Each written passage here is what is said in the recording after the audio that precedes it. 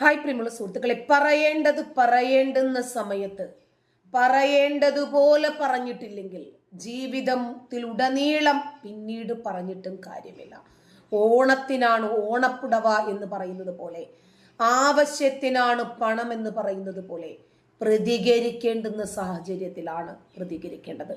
Kottayam nursing കോളേജിൽ നടന്ന റാഗിങ്ങിനെ സംബന്ധിക്കുന്ന വിവരങ്ങൾ അറിയാത്ത, ഇപ്പോഴും പ്രതികരിക്കാത്ത, ഒരു വാക്കുപോലും തൂലികത്തുമ്പിൽ ഇനിയും ഉതിർന്നു വീഴാത്ത ഒരുപാട് നവോത്ഥാന നാറികളുടെ കൂടി കേരളമാണ് ഈ കൊച്ചു കേരളം. പറയേണ്ടി വരും നമുക്ക്.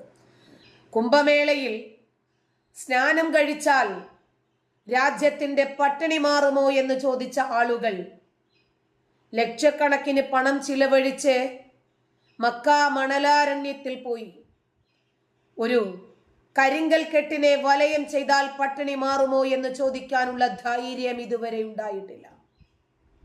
മറക്കരുത്.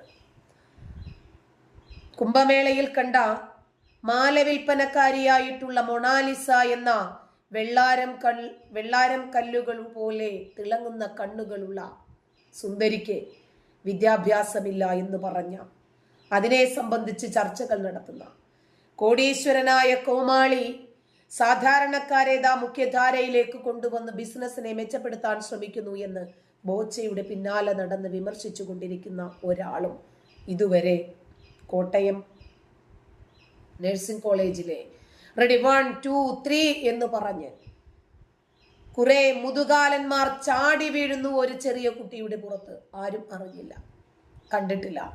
ഇപ്പോഴതുപോലെ കണ്ണൂർ കോളേജിൽ ഒരു കുട്ടിയുടെ കൈ അടിച്ചൊടിച്ചിരിക്കുന്നു. ആരും അറിഞ്ഞിട്ടില്ല. അതും +2കാരാണ് ചെയ്തത്, +1 വിദ്യാർത്ഥിയെ. ഇതൊന്നും നമ്മുടെ നാട്ടിൽ പ്രത്യേകിച്ച് അറിയില്ല.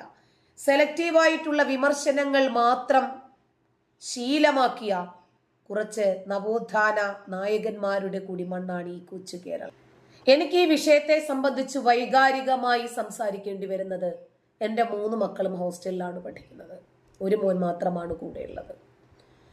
അപ്പൊ അവരും ഇതുപോലെ, അപ്പൊ ഇങ്ങനെ ഓരോ കുട്ടികൾക്കും സംഭവിക്കുമ്പോൾ അത് എൻ്റെ കുഞ്ഞല്ലേ എന്ന് തോന്നുന്നത് ഏതാണ്ട് 99% മാതാപിതാക്കളുടെയും വൈകാരികത ഇത് തന്നെയാണ്.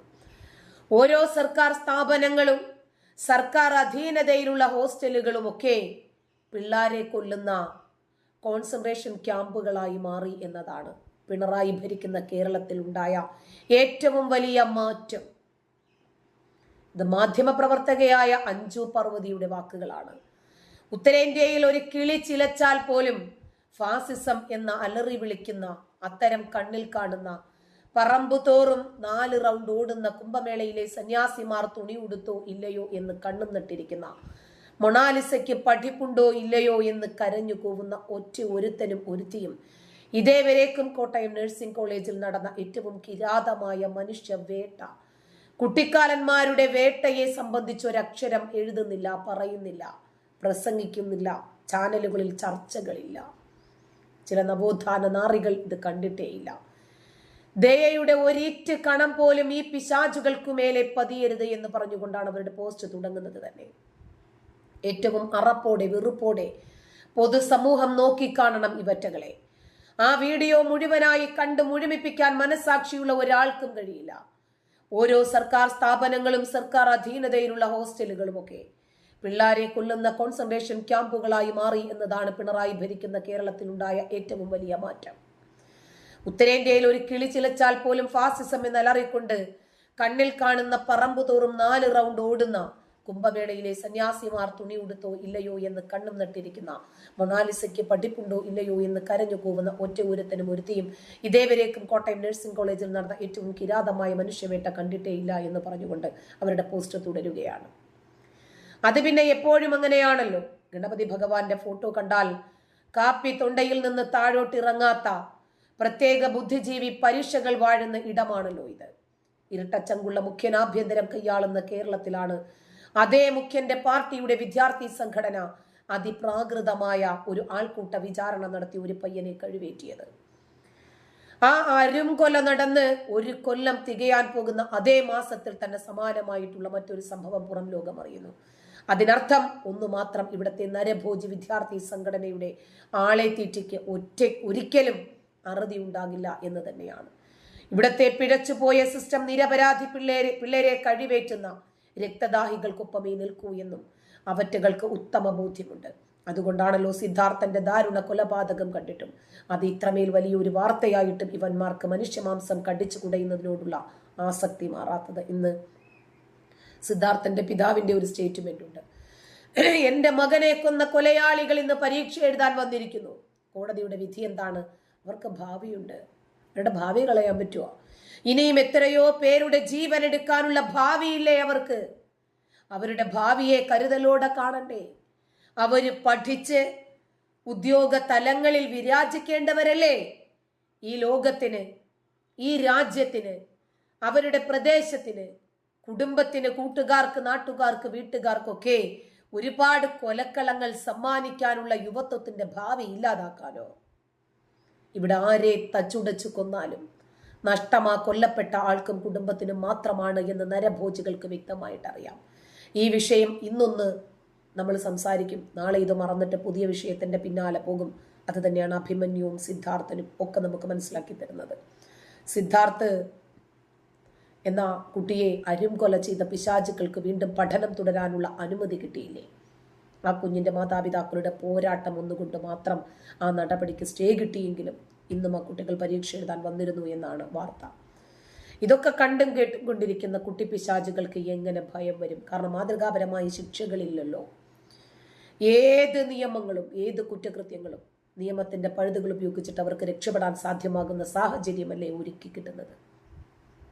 ഇന്ന് കണ്ട വീഡിയോയിലെ ഏറ്റവും ഞെട്ടിക്കുന്ന കാര്യം, പച്ചമാംസം കീറുന്ന വേദനയിൽ ഒരു കൊച്ചു അലറി വിളിക്കുമ്പോൾ അത് ചെയ്ത് കണ്ടു രസിക്കുന്ന ഇവന്മാർ നാളത്തെ ആതുര സേവകന്മാർ ആണ് എന്നുള്ള യാഥാർത്ഥ്യമാണ് എന്ന് അഞ്ചു പാർവതി പറഞ്ഞു വയ്ക്കുന്നു. പഠിച്ചു കഴിഞ്ഞ് മനുഷ്യരെ പരിചരിക്കേണ്ടവരും മൃഗങ്ങളെ പരിചരിക്കേണ്ടവരുമൊക്കെയാണ് പൂക്കോട്ടും കോട്ടയത്തും ഒക്കെ ഇതേ രീതിയിൽ നരനായാട്ട് നടത്തിക്കൊണ്ടിരിക്കുന്നത്. എത്രമാത്രം സാഡിസ്റ്റിക്കായിട്ട് മാറിപ്പോയിരിക്കുന്നു പുത്തൻ തലമുറ. എമ്പതിയുടെ തരി പോലുമില്ലാത്ത നരഭോജികൾ. അത് വീഡിയോ പിടിക്കുന്ന കുട്ടിയുടെ മാനസികാവസ്ഥ ഒന്ന് ചിന്തിച്ചു നോക്കാം. കേരള പൊതുസമൂഹം ഒരിക്കലും മറക്കരുത് ആരും കൊലപാതകങ്ങളൊക്കെ. ഭാഗ്യത്തിൻ്റെയോ നേരിയ അംശം ബാക്കിയായതുകൊണ്ടോ അവിടെ ഒരു സിദ്ധാർത്ഥനുണ്ടായില്ല, അവിടെ ഒരു അഭിമന്യു ഉണ്ടായില്ല. ഇത് മാത്രമേ ഉള്ളൂ ഇവിടെ ഒരു പ്ലസ് പോയിന്റ് ആയിട്ടുള്ളത്. ഇനി ഒരു കുടുംബത്തിലെ കുഞ്ഞിന് മേലേക്കും നെറികെട്ട പ്രസ്ഥാനത്തിന്റെ, അതല്ലെങ്കിൽ ഈ നെറികെട്ട കുട്ടിക്കാലന്മാരുടെ ചോരക്കൊതി കാരണം ഇവരുടെ നീരാളിപ്പിടുത്തത്തിൽ ഒരു കുട്ടിയും അകപ്പെടരുത്. ഇനി ഒരു കുഞ്ഞിന് മേലേക്കും ചോര കുടിക്കാനുള്ള രക്തദാഹികൾ നടന്നടുക്കരുത്. ഒരു കുഞ്ഞിന്റെയും നേരെ കരുനിഴൽ വീഴരുത്. വഴിമാറി നടക്കാൻ പഠിപ്പിക്കണം, പ്രതികരിക്കാൻ പഠിപ്പിക്കണം. ഒരു കൈ അവരുടെ മേലേക്ക് വീഴുന്നതിന് മുമ്പ് ആ കൈ തട്ടി തെറിപ്പിക്കാനുള്ള ആർജവം ഉണ്ടാകണം. നമ്മുടെ കുട്ടികളെ ഈ പിച്ചാത്തി രാഷ്ട്രീയത്തിൽ നിന്നും മാറി ചിന്തിക്കാൻ പഠിപ്പിക്കണം. ഇനി ഒരു സിദ്ധാർത്ഥനും ഇനി ഒരു അഭിമന്യുവും നമ്മുടെ നാട്ടിലെന്നല്ല ഒരിടത്തും ഉണ്ടാകാതിരിക്കാൻ ഒരു കൊച്ചു കുഞ്ഞ് കയ്യും കാലും കൂട്ടിക്കെട്ടിയ നിലയിൽ പൂർണ്ണ നഗ്നനായി അവന്റെ ലൈംഗിക അവയവത്തിന്റെ മുകളിൽ ഡംബലുകൾ എടുത്തു വെച്ച് റെഡി 1 2 3 എന്ന് പറഞ്ഞ ആ കുഞ്ഞിന്റെ ശരീരം കുത്തിക്കിഴിക്കുന്ന നിലയിലേക്ക് ഇവന്മാര് മാറിയിട്ടുണ്ടെങ്കിൽ ഇവര് പഠിച്ച് നേഴ്സായി ഡോക്ടർമാരുടെ അസിസ്റ്റൻസായി വന്ന് ആരെ എന്തോ പാപ്പിച്ചാന ഈ നാടിന് അവരെന്ത് സേവനം നൽകുന്നതിന് വേണ്ടിയാണ്. ഒരു നവോത്ഥാന നാറികളും ഭാഗ്യം ഈ സംഭവം അറിഞ്ഞിട്ടുമില്ല, കണ്ടിട്ടുമില്ല, കേട്ടിട്ടുമില്ല. തൽക്കാലം നമ്മളിത് കേട്ടില്ല എന്നങ്ങ് നടിക്കാം എന്ന വ്യാജേന ഇരിക്കുമ്പോൾ നമുക്കിതിന് കഴിയുന്നില്ല. നന്ദി.